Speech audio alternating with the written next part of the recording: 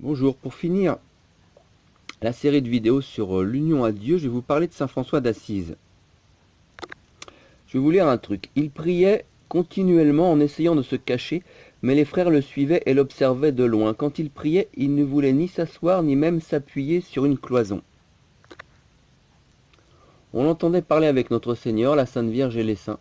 Plusieurs fois même, on le trouva environné d'une grande lumière, mais il ne fallait pas lui parler de cela. Un jour, il avait fabriqué un petit gobelet de bois avec un couteau. Puis il se mit à réciter l'office de tierce, mais de temps en temps, il regardait machinalement le gobelet. Quand il s'en fut rendu compte, il saisit l'objet qui avait été une cause de distraction et le jeta au feu. Voilà, je vous ai lu là ce qu'il y a sous cette image-là. Pourquoi je vous ai lu ça? Bon, tierce, c'est la troisième heure de prière, troisième heure de prière de la journée. Pourquoi je vous ai lu ça? Par rapport à l'union à Dieu. Donc, il est environné de cette lumière. Donc Dieu se communique à lui. Tous ses sens sont impuissants à saisir Dieu. Donc c'est le fameux rayon de ténèbres. Hein, même si sur l'image là ils vous mettent une lumière jolie. En fait, dans l'âme ça correspond à un rayon de ténèbres. Et c'est pour vous expliquer à quel point la communication de Dieu est subtile. Vous vous rendez compte un peu? Il avait fabriqué un gobelet en bois. Bon, regardez un gobelet en bois, il n'y a aucun péché là-dedans. Hein. C'est comme regarder des fleurs, regarder une table. Mais à ce niveau de communication avec Dieu, une simple distraction, de jeter un coup d'œil sur un gobelet, ça coupe la communication avec Dieu. Le rayon de lumière est tellement subtil que le moindre attachement à quelque chose du monde, et là c'est pas un péché de luxure, c'est pas l'argent, c'est rien du tout, c'est un gobelet en bois. Rien que ça empêche l'union à Dieu. Ça en dit long. Et c'est tellement fort pour lui, ça l'a dérangé tellement qu'ensuite il a jeté le gobelet au feu, quoi.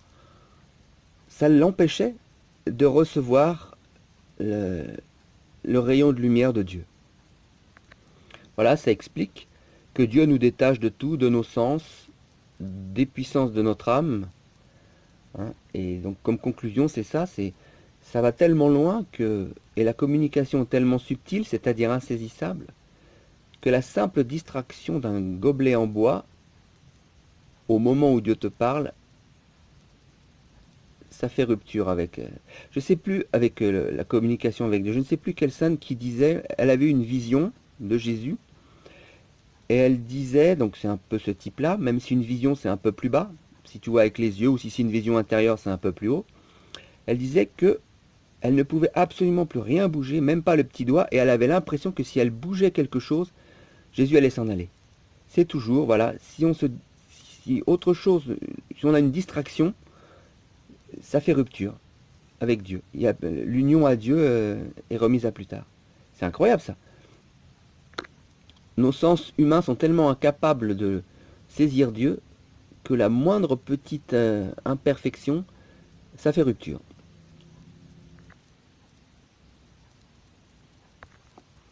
Juste une petite hiérarchie sur les dons que donne Dieu. Bon, vous pouvez avoir des visions, entendre des voix, enfin. Donc pour reprendre un peu ce que je disais dans les autres vidéos, si vous entendez une voix par exemple, il y a des gens ça arrive, ce n'est pas une communication très haute, parce que ça s'adresse à l'oreille, ça s'adresse au sens.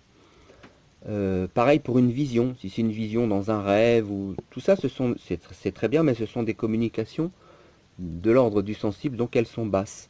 Les communications les plus élevées de Dieu, nos sens ne peuvent les appréhender, c'est le rayon de ténèbres, et c'est ça qui exige absolument le détachement de tout, même d'un simple gobelet en bois. Et bien sûr, comme je l'ai dit, hein, regarder un simple gobelet, ça n'est pas un péché, mais cette distraction toute simple, toute naturelle empêchait la communication avec Dieu. Alors, merci à saint François d'Assise.